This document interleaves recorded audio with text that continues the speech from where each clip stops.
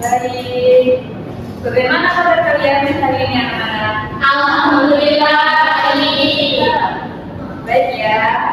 Baik, bismillahirrahmanirrahim. Dibuka.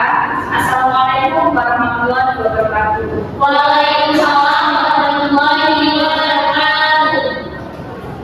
Kabar kalian berarti hari ini baik-baik ya? Iya Ibu, Sudah sarapan belum? belum.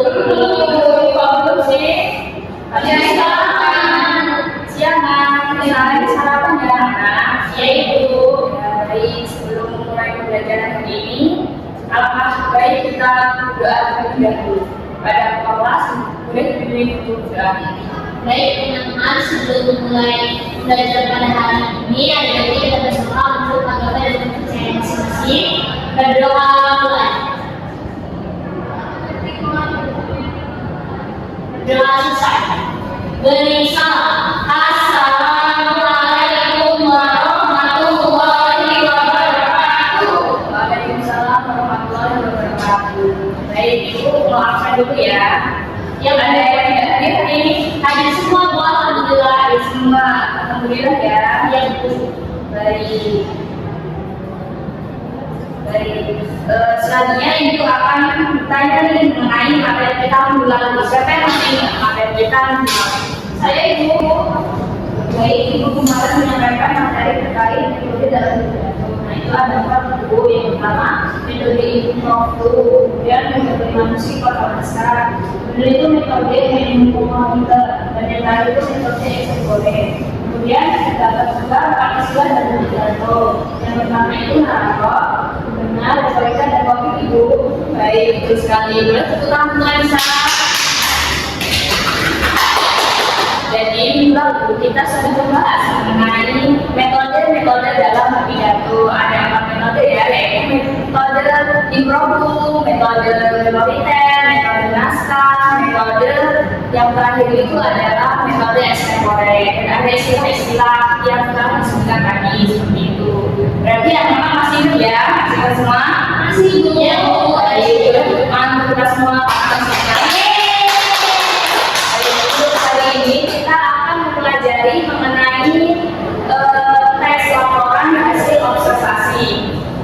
Nah, anak-anak sudah pernah belum mengamati suatu objek? Pernah belum Ibu? Nah, objek apa yang kalian amati? Kalau hewan termasuk objek tidak Bu? Hewan bisa? Iya. Binatang, tumbuhan gitu ya. Berarti anak-anak sudah tidak asing lagi mengenai tentang pengamatan. Lanjut ya. Baik, anak-anak yang belum tahu belum apa itu teks laporan observasi? Belum Ibu. Belum ya. Baik, Ibu jelaskan. Nah, laporan hasil observasi adalah teks yang memaparkan suatu fakta-fakta yang didapatkan melalui proses pengamatan. Jadi kita mengamati suatu objek, lalu kita menuliskan fakta yang ada dalam objek tersebut.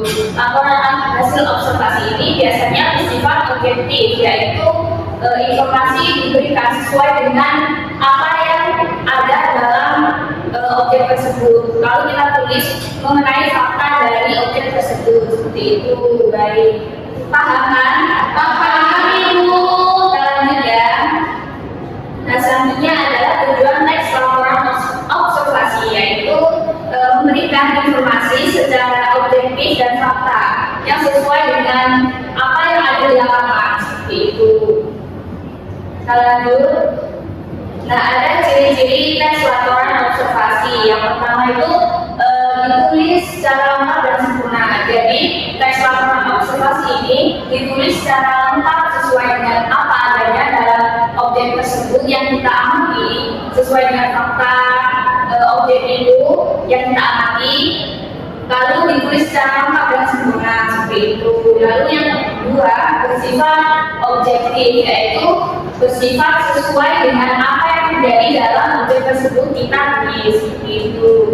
Lalu yang ketiga ada objek yang akan dibicarakan atau dibahas adalah objek tunggal. Dan dalam laporan observasi ini biasanya kita mengamati suatu objek itu hanya satu saja, tidak boleh lebih dari satu karena kita harus fokus dari objek satu tersebut. seperti itu. Lalu yang keempat ada ditulis berdasarkan fakta sesuai pengamatan yang telah dilakukan. Jadi dalam menulis teks laporan observasi kita harus menulis berdasarkan fakta yang ada dalam objek yang kita amati. Dan yang kelima, informasi teks merupakan hasil penelitian terkini. Jadi dalam menulis laporan teks observasi kita harus menulis terkini, terbaru. Tidak bisa kita menulis laporan observasi yang kita observasi ketika menjalankan observasi lalu dikumpulkan di hari yang jauh gitu. Lalu yang keenam ada tidak mengandung prasangka atau dugaan. Jadi dalam menulis teks laporan observasi kita harus menulis sesuai dengan apa yang ada dalam suatu objek yang kita amati. Tidak boleh kita menulis sesuai prasangka kita seperti itu. Paham mengenai ciri-ciri anak-anak? Paham Ibu. Paham ya? Kita lanjut.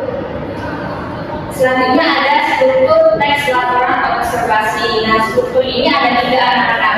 Yang pertama adalah pernyataan umum atau klasifikasi. Nah, bagian ini menjelaskan mengenai pembuka atau pengantar mengenai hal yang akan disampaikan, seperti memperkenalkan objek yang akan kita bahas di dalam pengamatan kita. Contohnya, jika kita mengobservasi binatang, jadi di bagian pernyataan umum ini kita menuliskan nama ilmiah, klasifikasinya, binatang umum ini menjelaskan tentang tempat hidup secara umum seperti itu. Baik, kita lanjut. Yang kedua, deskripsi bagian. Bagian ini berisi penjelasan detail mengenai objek atau bagian-bagian dari objek. Jadi bagian ini itu menjelaskan secara rinci mengenai objek yang kita amati. Nah, contohnya ketika kita mengamati binatang, hal yang harus kita bahas pada bagian ini itu seperti makanan apa yang cocok dalam binatang tersebut, makanan apa yang sering dimakan dalam binatang tersebut, daun hidupnya bagaimana, habitatnya seperti apa, dan kebiasaan uniknya seperti apa, seperti itu. Nah, yang terakhir ada struktur bagian deskripsi manfaat atau kesimpulan. Nah, bagian ini menjelaskan manfaat dari objek yang kita observasi. Jadi kita observasi suatu objek pasti ada manfaat. Nah, manfaat ini biasanya itu terdiri di akhir. Biasanya terjadi di akhir seperti itu. Nah, kita lanjut. Nah, anak-anak bisa membandingkan informasi yang akurat dalam teks laporan observasi. Anak-anak coba latihan mengenai membandingkan informasi yang akurat dalam teks observasi. Nah, teksnya nanti Ibu bagikan. Di sini kan ada sebelum menyimak dan setelah menyimak. Mengenai teks yang diberikan ini. Nah, anak-anak bisa mengisi dulu yang sebelum menyimak. Anak-anak sudah tahu ya mengenai yang dijelaskan tadi, mengenai pengertian teks observasi, struktur dan ciri-cirinya. Nah, sebelum menyimak, anak-anak bisa mengisi dulu benar atau salahnya ini terlebih dahulu. Silakan. Ibu. Baik.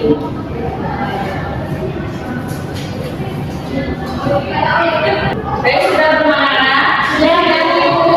Sudah ya. Baik, Ibu bagikan mengenai teks laporan observasi. Nah, anak-anak bisa mengisi yang bagian setelah menyimak, setelah membaca ya, baca dulu yang mana. Baik, Ibu. Kasih Ibu.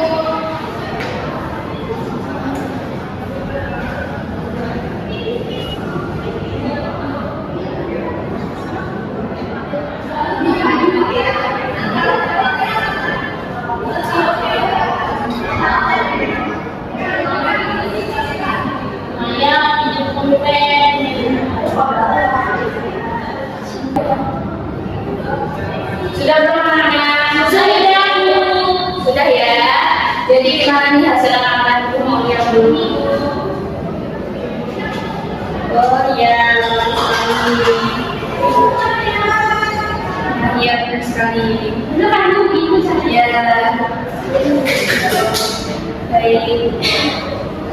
Kita bahas ya bareng-bareng. Jadi sebelum menyimak dalam laporan menyajikan informasi tentang ciri khusus tentang belalang anggrek. Sebelum menyimak anak-anak mengisi apa? Benar atau salah? Benar, Ibu. Nah, jadi benar ya, laporan ini tuh laporan yang telah Ibu berikan tadi menjelaskan mengenai tentang ciri khusus dari belalang anggrek. Setelah menyimak juga benar ya. Nah, lalu yang kedua sebelum menyimak apa? Benar atau salah? Setelah menyimak salah. Nah, betul sekali. Jadi panjang tubuh belalang anggrek jantan itu bukan 2 kali lipat dari belalang anggrek betina. Jadi yang lebih panjang itu yang betina, bukan belalang yang jantan. Lalu yang ketiga, benar atau salah yang sebelum menyimak? Salah. Kalau setelah menyimak salah juga. Betul sekali. Jadi belalang itu tidak hanya memaksa satu jenis makanan saja ya. Belalang anggrek itu memaksa seperti serangga-serangga, capung, lalat, atau nyamuk. Lalu yang terakhir, sebelum menyimak benar atau salah? Salah. Setelah menyimak salah juga. Nah, salah itu jawabannya benar atau salah? Betul sekali ya. Berarti belalang anggrek ini tidak memberikan manfaat. Iya, betul salah. Karena dalam laporan observasi pasti ada manfaatnya seperti itu. Ini teks yang tadi ya, yang Ibu berikan. Nah, sudah selesai. Berarti anak-anak sudah paham ya mengenai materi yang kita bahas hari ini. Ibu sudah paham ini. Boleh tepuk tangan untuk kita semua. Nah, untuk tugas di rumah, anak-anak bisa membuka buku paket di halaman 11. Di situ ada latihan, yaitu menentukan struktur teks laporan observasi dan dikerjakan seperti contoh di atasnya ya anak-anak. Ya Ibu, kumpulkan di minggu depan. Siap Bu? Apa ada pertanyaan untuk tugas? Sudah Bu, nanti kalau yang ditanya nanti tanya langsung ke Ibu. Baik. Boleh dong ya Bu? Boleh. Video. Iya, kamu kesepiannya. Baik, anak-anak sudah paham ya? Ada yang mau ditanyakan tidak mengenai materi kita? Sudah Ibu. Berarti siapa yang mau merefleksikan mengenai materi kita hari ini? Saya Bu. Boleh Sohati? Jadi dari materi yang telah dijelaskan tadi tentang teks laporan observasi merupakan teks yang memaparkan informasi berdasarkan dari hasil pengamatan secara objektif. Teks ini bertujuan memberikan informasi yang akurat dan baru tentang suatu objek. Nah, teks laporan observasi ini memiliki struktur berupa pernyataan umum, deskripsi bagian, dan deskripsi manfaat. Sekian Ibu. Baik, betul sekali. Boleh tepuk tangan untuk Sohati. Kita sudah membahas ya mengenai teks laporan observasi. Anak-anak sudah paham. Dan untuk minggu depan kita akan mempelajari mengenai teks cerpen. Ibu harap anak-anak bisa mempersiapkan di rumah terlebih dahulu sebelum masuk ke kelas, sehingga di kelas sudah siap mengenai materi teks cerpen. Ibu, ini tidak ada yang ditanyakan? Cukup. Baik, Ibu rasa cukup. Terima kasih anak-anak yang sudah aktif partisipasi, yang sudah menyimak Ibu dengan baik. Semoga materi kita hari ini bisa bermanfaat bagi kita semua. Sebelum mengakhiri pembelajaran hari ini, mari kita berdoa terlebih dahulu. Pada kelas boleh dipimpin untuk berdoa. Baik Ibu, baik teman-teman, karena pembelajaran sudah selesai, kita berdoa untuk agama dan kepercayaan masing-masing. Berdoa.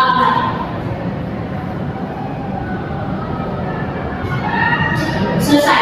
Beri salam. Assalamualaikum warahmatullahi wabarakatuh. Waalaikumsalam warahmatullahi wabarakatuh. Terima kasih anak-anak semua ya.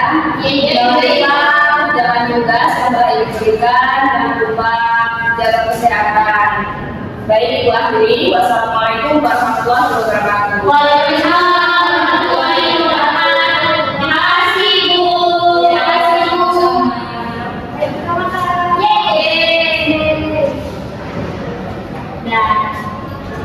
Baik, di sini saya akan menilai keterampilan memberi penguatan dengan nama calon guru Zahra Bunga Marisa dengan NPM 2313041034 dengan topik teks laporan observasi.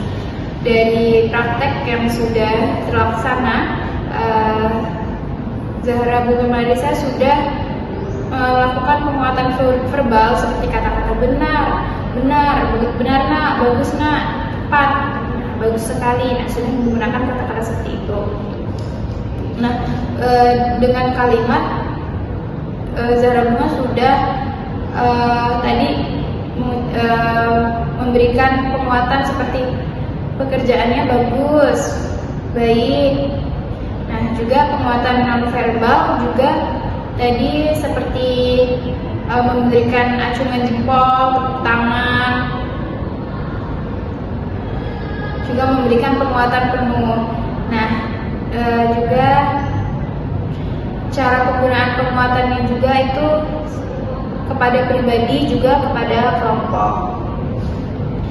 Prinsip penggunaan juga yang sudah dipraktikkan itu juga menciptakan kelas agar suasana menjadi hangat dan keantusiasan peserta didik, bermakna dan menghindari penggunaan respon yang negatif. Itu penilaian dari